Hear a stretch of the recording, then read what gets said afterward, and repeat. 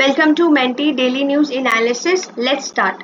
सो पहला है China's world view, it postulate and a reality check. तो ये आपके इंटरनेशनल रिलेशन से इंपॉर्टेंट है।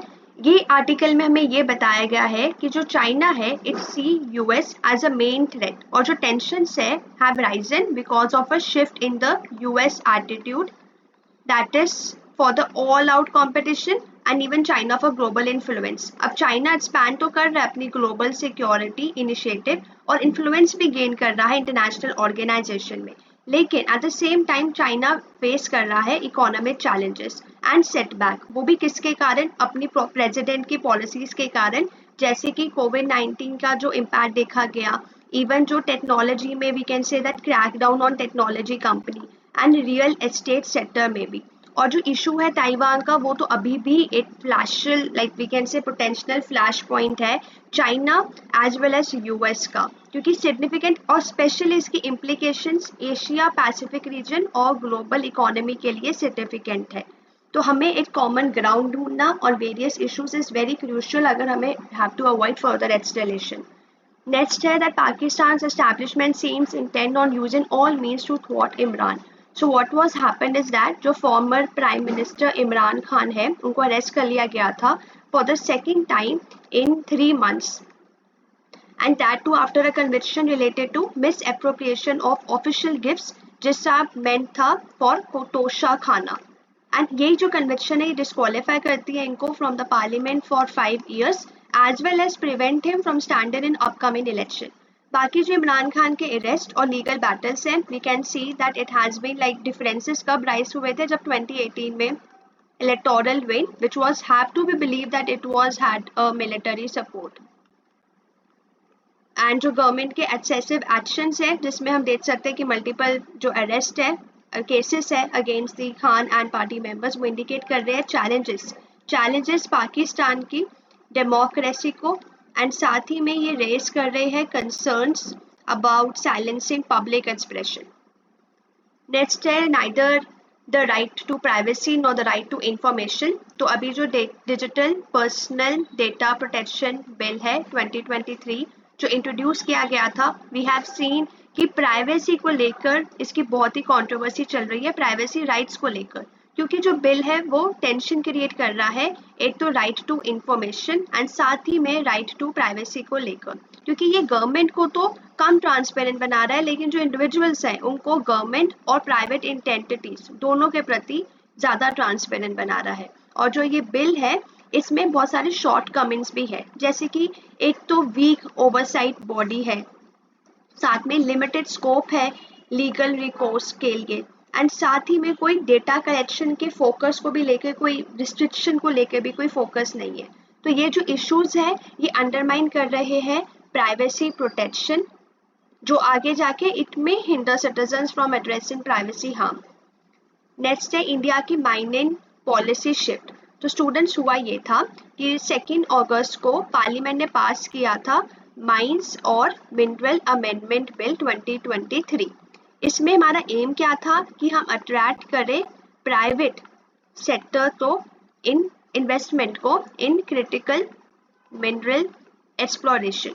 अब बिल ने डेजिग्नेट करे 6 मिनरल जिसमें आपका लिथियम भी इंक्लूडेड है for electric vehicle battery as critical and strategic. तो इसमें अलाउ करा कि प्राइवेट एंटिटी को कि एक्सप्लोर भी करे और माइन भी कर सकते हैं।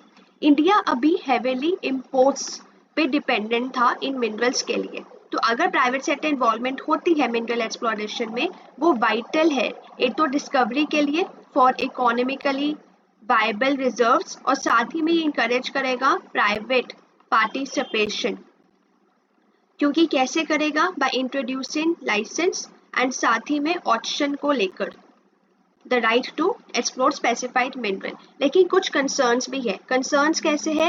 सच एज जो रेवेन्यू है उसकी अनसर्टेनिटी को लेके प्राइवेट एक्सप्लोरर के लिए, क्योंकि जो टाइम लिया जाएगा जब सक्सेसफुल हमें माइंस को करना ऑपरेशनल होगा, फिर ऑप्शनिंग करना, ये अपने आप में एक चैलेंज है। नेक्स्ट है generative AI startup bubble a cause for worry और अपॉर्चुनिटी। तो रिसेंट अभी क्या हुआ है कि जो $multi-million डील्स है आपकी deals in the AI startup, particularly जो जनरेटिव एआई में आपकी देखी गई है, they have caught the attention of venture capitalist, but we can see a fear is there that a bubble is forming.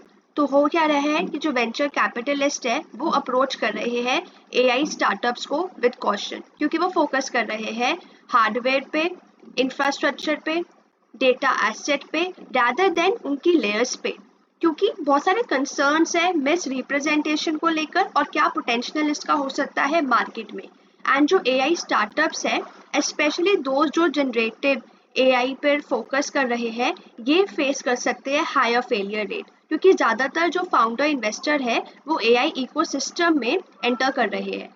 तो यहाँ पे आपकी प्रॉब्लम आ सकती है कि कुछ स्टार्टअप ऐसे हो सकते हैं जो सक्सीड कर जाए इन ग्रोइंग एंटरप्राइज या प्रोडक्टिविटी स्पेस में, या कुछ ऐसे भी है जहाँ पे रियल वर्ल्ड जो जनरेटिव एआई है एट दी एंड तो इट विल अल्टीमेटली लाई ना।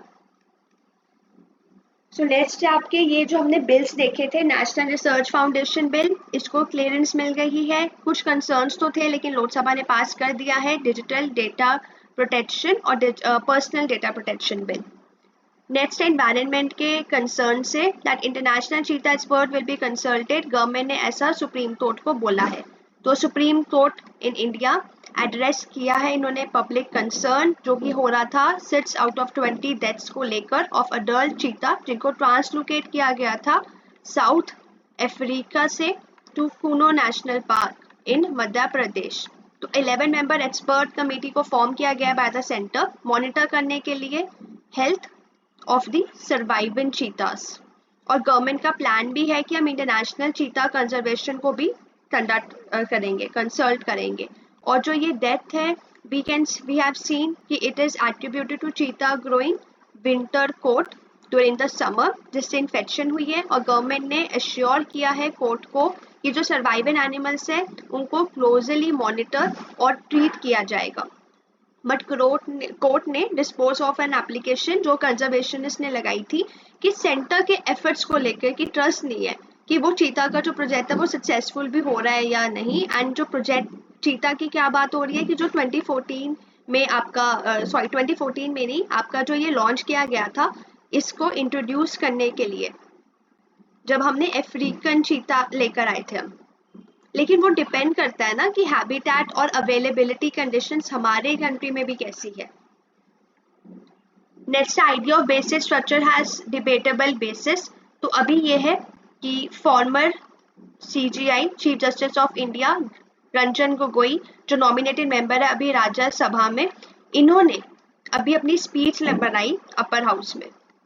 तो उस स्पीच में डिस्कशन में इन्होंने ये स्टेट करा कि जो डॉक्ट्राइन है बेसिक स्ट्रक्चर का वो डिबेटेबल है, और उन्होंने रेफरेंस दिया केशवानंद भारती केस को। So now you all have to tell me कि जो बेसिक स्ट्रक्चर है क्या ये हमारे कॉन्स्टिट्यूशन में डिफाइंड है या नहीं। नेक्स्ट है Lok Sabha passes pharmacy amendment bill 2023। तो लोकसभा ने पास कर दिया है फार्मेसी अमेंडमेंट बिल 2023 जो अमेंड करेगा फार्मेसी एक्ट 1948 जो रेगुलेट करेगा practice of pharmacy in India. Bill ने एक नया सेक्शन भी इंट्रोड्यूस किया है 32C जो पर्टेन करता है टू पर्सन्स रजिस्टर्ड या qualified under the Jammu Kashmir pharmacy act 2011। Next है that UAE set to dither on $2 billion India food park proposal. तो जो यूएई ने प्लेज किया था $2 billion investments in food park India में when during the I2U2 summit जो कि आपका जुलाई 2022 में हुआ था। तो डिस्पाइट प्रोमिसेस अभी UAE is yet to deliver अपनी कमिटमेंट पे, और कुछ रेस किए जा रहे हैं कंसर्न पॉलिसी इश्यूज को लेकर। कंसर्न्स जैसे कि एसेंशियल कमोडिटी एक्ट को जो कवर करता है क्रॉप्स जैसे कि ऑनियन, राइस, बनाना जो पार्ट थे प्रपोज इन्वेस्टमेंट के, तो इंडिया ने एक्सप्रेस करा है इन एड्रेस करने के लिए इन कंसर्न्स को, लेकिन जो डिले आ रहा है इन्वेस्टमेंट्स में it is a cause for worry because जो प्रपोजल डेट है गोज बैक टू 2018। नेक्स्ट है हेल्थ केयर पर्सपेक्टिव से दैट सब स्टैंडर्ड अनसेफ हु now flag alert for India made syrup sold in Iraq. कल जैसे कि हमने देखा था that we should comply to global standards what has been told by the WHO। तो इसमें अब ये हो रहा है कि जैसे हमने देखा था कि गाम्बिया का केस जो हुआ था ऑफ द चिल्ड्रन डेथ, इसी में ऐसा वर्ल्ड हेल्थ ने एक अलर्ट रेस किया है Indian manufactured company that is also contaminated syrup के अगेंस्ट जो इराक में बेचा जा रहा है, और ये अलर्ट इसमें यही कंटामिनेटेड सिरप को लेकर है। तो ये उसी पर न्यूज़ है, सेम जैसे गाम्बिया का इंसिडेंट था ये वाला, उसी पे उन्होंने कंसर्न्स बताए हैं, उन्होंने सब स्टैंडर्ड का रीज़न बताया है, और सिमिलर जो सिरप्स है वो यहाँ पे देखिए लिखा भी है कि 70 चिल्ड्रन ऑफ गाम्बिया जो डेथ हुई थी, 18 चिल्ड्रन जो उज्बेकिस्तान, तो that was a similar case.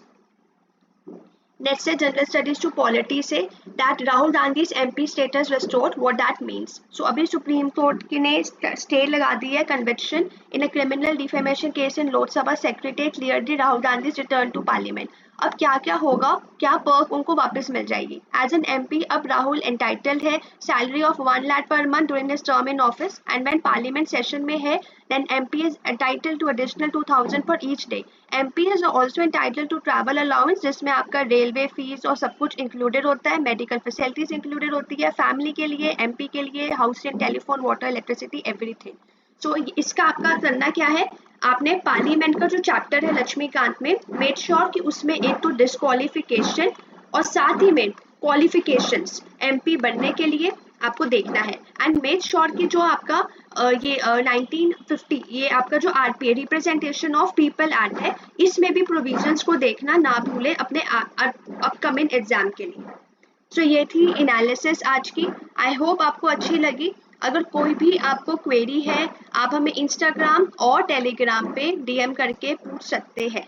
तो please don't forget to like, share and subscribe to Menti Academy. Thank you. Have a nice day.